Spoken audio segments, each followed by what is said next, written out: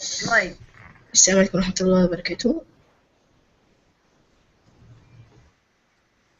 السلام عليكم ورحمة الله وبركاته. النهاردة هنبتدي بث مباشر لمؤتمر أبل WWDC الخاص بالمطورين لسنة 2014. النهاردة إن شاء الله هنبتدي نعمل بث مباشر. معانا دلوقتي محمد حسن. بنسأله دلوقتي هو إن شاء الله بنتوقع إن هو سيتم عرضه في مؤتمر المطورين إن شاء الله. من المتوقع ان يكون تحديث للماك برو، الماك بوك برو او الماك تمام.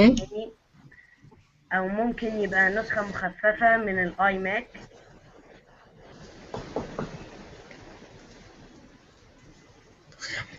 كمان انا يعني متوقع ان شاء الله ينزل الاي اس 8 والماك او اس اكس الجديد اللي هيكون تقريبا رقمه 10.8 او 10.9 ان شاء الله. ودي اظن على ما اعتقد احنا كنا قبل كده عملنا ريليس الصور بتاعه الاي اس 8. وشفنا البانرات بتاعته اللي موجوده في مقدمه المؤتمر. أتمنى إن شاء الله إن المؤتمر يعجبكم. المؤتمر مدته غالبا ساعتين زي ما عادتنا قبل. المؤتمر هيكون المؤتمر هيكون مش من نوع الجديد أو مش يعني المؤتمر بيقولوا إن بالنسبة بالنسبة ل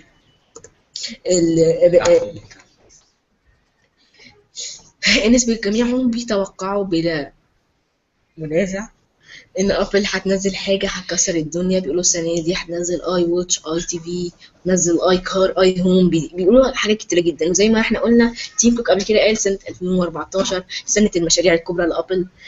قريب جدا خلاص، بس قرب جدا يبتدي. دلوقتي هبدا بالكاميرا لو سمحتوا.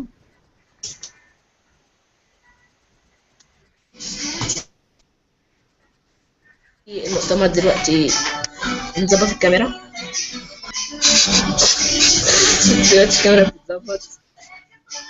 ده المؤتمر دلوقتي في سان فرانسيسكو في كاليفورنيا.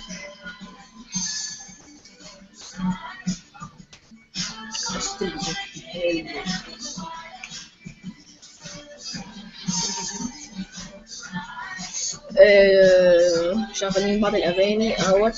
ده في المؤتمر.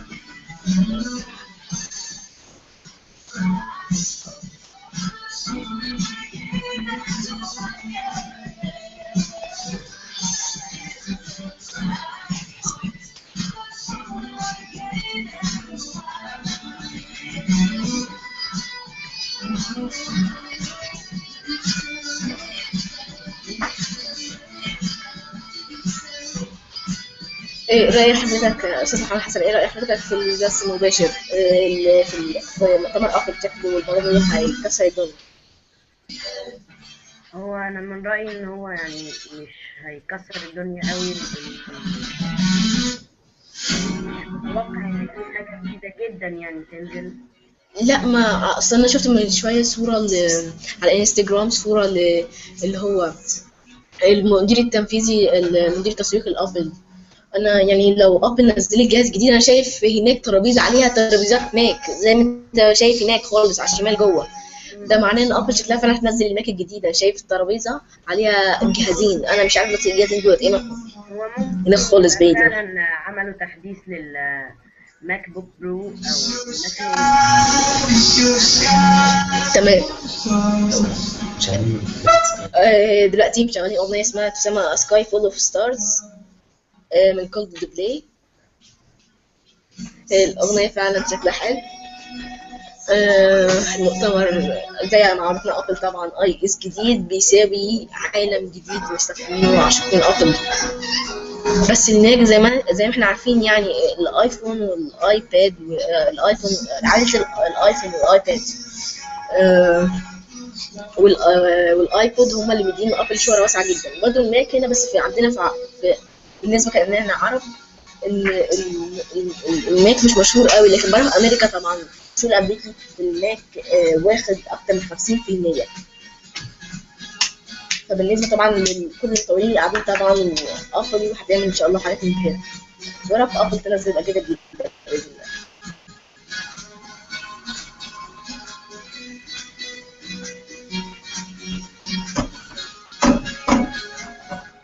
زي ما احنا عارفين مؤتمر ابل للمطورين ده بيقعد اسبوع كامل، احنا هم بيعرضوا بس.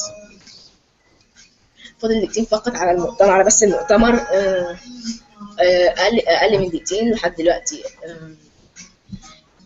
تيم كوك على ما اعتقد هيظهر دلوقتي. ده هو ده بياخد صورة بانوراما بال5 اس، بالايفون 5 اس.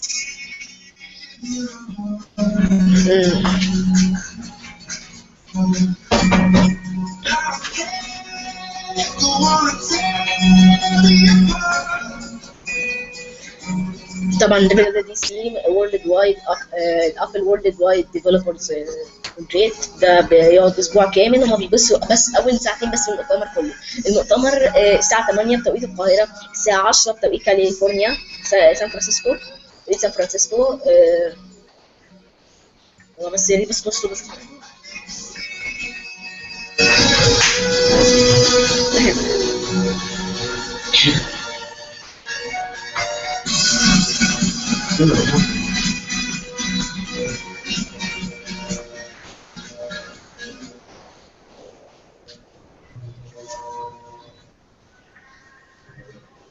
احنا في سنين كنت بعدين مفيش حاجة.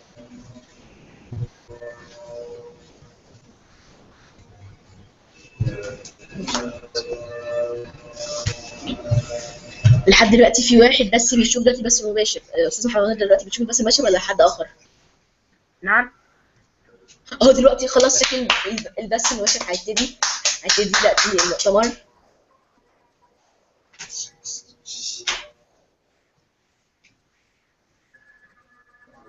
محمد، هو انت دلوقتي تتفرج على المؤتمر ومشغله وفي نفس الوقت انت بتعمل بث ولا لا؟ ايوه. اتفرج معايا.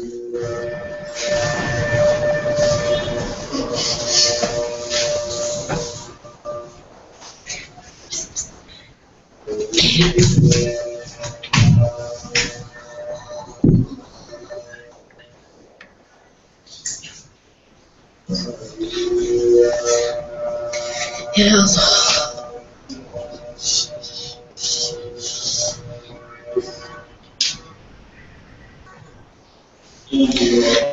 وكمان في احتمال تحديث للتايم ماشين واجهزه الايربورت وتطوير عائله الاي وورك. علي صوت يعني.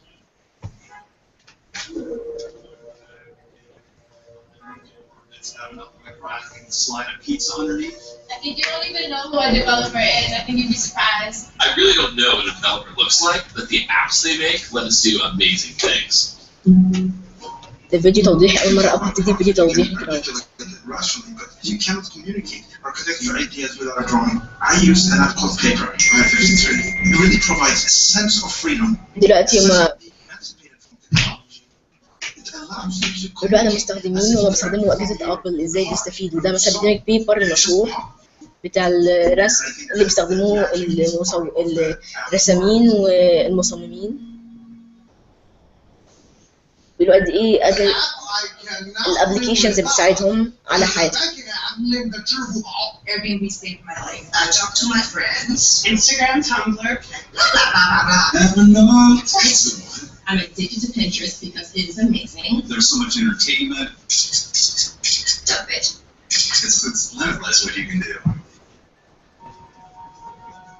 The ocean, for me, is the lungs of our planet.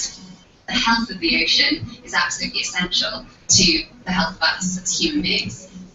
Pangaea runs a sailing expedition vessel to help scientists collect data on marine debris all around the world. There's a variety of apps that I use every day. iNavX is essential for us to be able to navigate the vessel.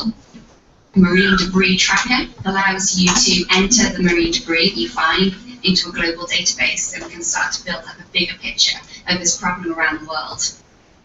I think these apps are essential for us to be able to bring change to what's going on in the ocean. دلوقتي في فيديو توضيحي. I'm most probably like the millions of people that's got sucked into Candy Crush. Rogue got Unicorn Attack 2. Crazy girl looking to meet new people in London. It's just words, friends, Scrabble. I play solitaire. And of course I always win. We're stewards of dreams and hope for hitters. They come in and they want to achieve amazing things, and that's my job. Star Pictures just made my life so much easier. I'm able to break down the swing into parts so that you can see if there's an adjustment that I need to make. So what you have is a kid that can not only do it right, but then you can train them on doing it over and over and over. Now they're able to look and say, you know what, I'm getting better. And that's one of the things that you need for life in general, but in sports, you want hope. And so now it's easy for them to focus on dreaming.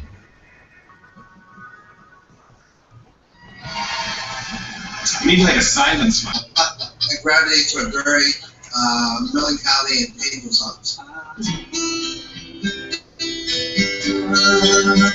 It's time to turn the page.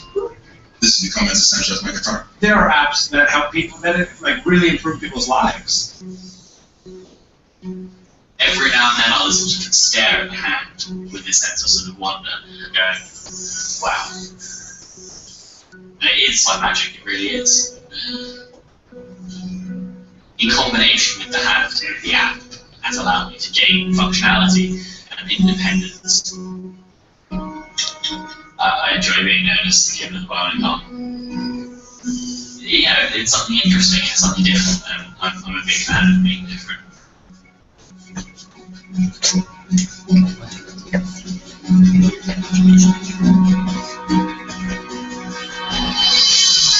You open up an app, and you open up a possibility, and the whole world is being born. And what we really have is an intersection between technology and art. You see the world in a different way, and I think an app can do that because it really does open something you didn't know beforehand. Developers are doing extraordinary things. I can't believe what they're creating today. It's genius. I met the person that makes my band. I'll probably give them a massive hug. You do inspire me so much. They make our lives better, and they think of things that obviously regular people can't think of. I don't know how technology works. It's just magic to me. There's no question they are changing the world. So to everyone who's made any apps, I don't enjoy it, so thank you.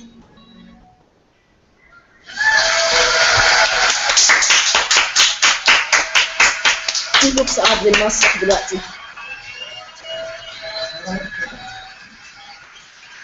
Good morning. Good morning.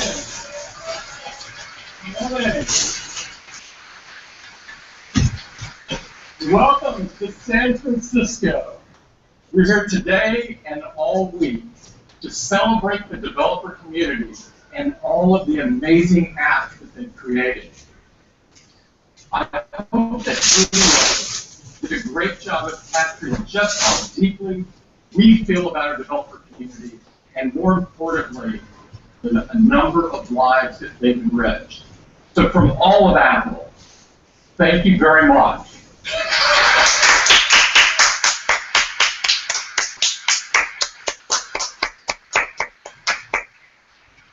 This is a milestone year for this conference. It's the 25th anniversary of the conference. It started in 1990 with just 1,300 developers. 25 سنة بقى لهم قبل 25 سنة. And there was one lab in that developer conference. Now WWDC is a huge conference for Apple and a huge conference for all of our developers. We have over 1,000 of our best and brightest engineers here today to talk with you directly in labs about how to improve your code. We've got people from more countries than ever before. And 2/3 of the attendees today are here at a developer conference for the very first time.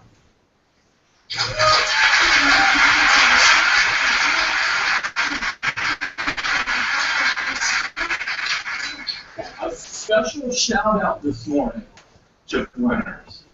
They worked really hard to get here.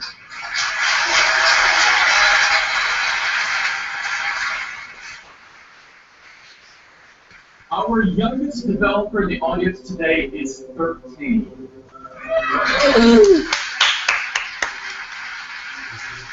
We're going to be seeing ads from them for a long time.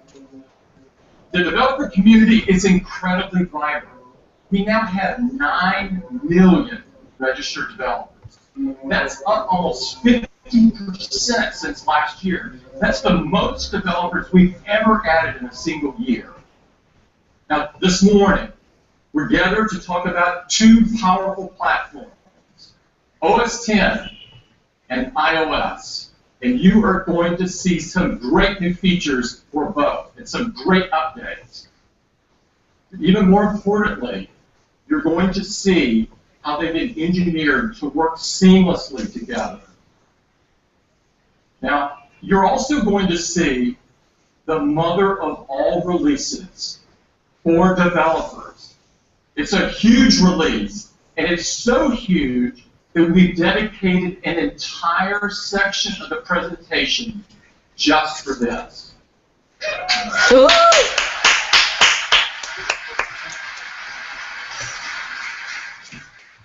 So let's get started with OS 10 in the Mac.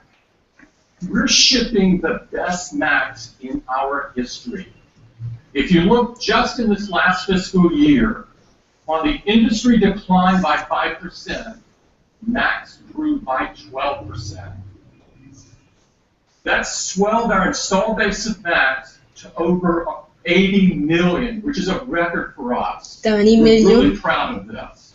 ماك And of course, تعملوا our انستول. latest release of OS 10 Maverick has been really great. بيتحدث عن الماك او اس Great مافريكس. features for power users, like power tabs, بيتحدث عن and مميزات tabs that الاو اس enhance اكس performance مافريكس of multiple القديم. displays, advanced technologies for longer battery life and greater performance, and of course new and improved apps.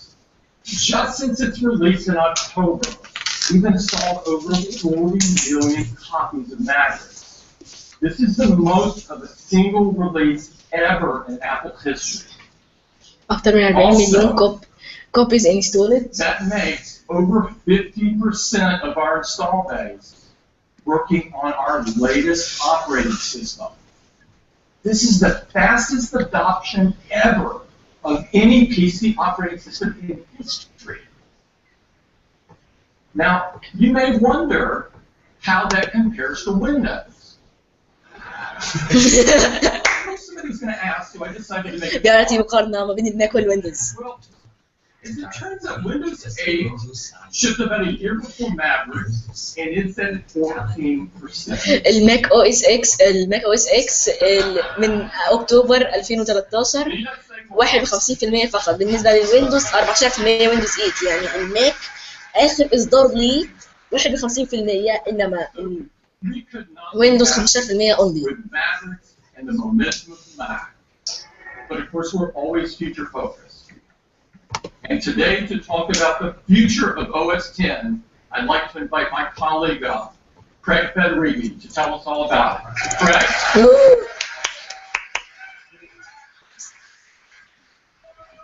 Good morning.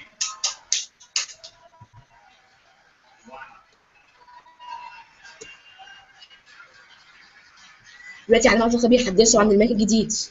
Wonderful, the greatest developers collected in the world. You guys are fantastic.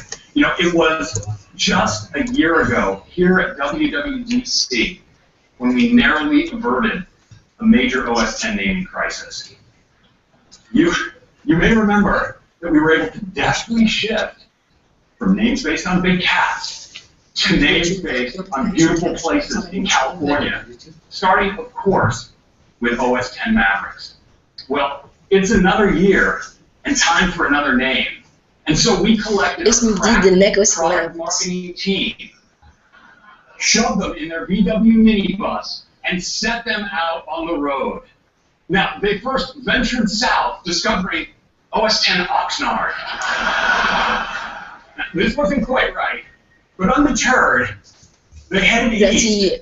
دلوقتي Landed at OS 10 Rancho Cucamonga.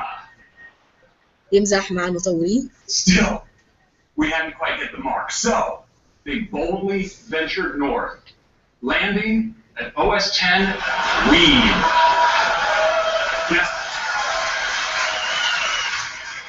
اسم الماك الجديد بيسمى او اس اكس فيد. Strangely, this one had large pockets of support within the product marketing organization. But saner heads did prevail, and they set off on what then was the somewhat more circuitous path. It took them ultimately to a place that embodies the beauty and power of OS X. We discovered OS X Yosemite. او اس 10 يوسامتي.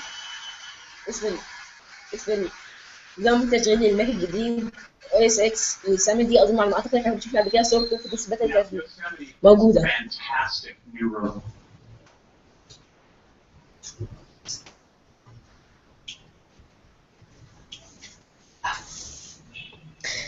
للاسف معلش هنوقف بس المشهد شويه.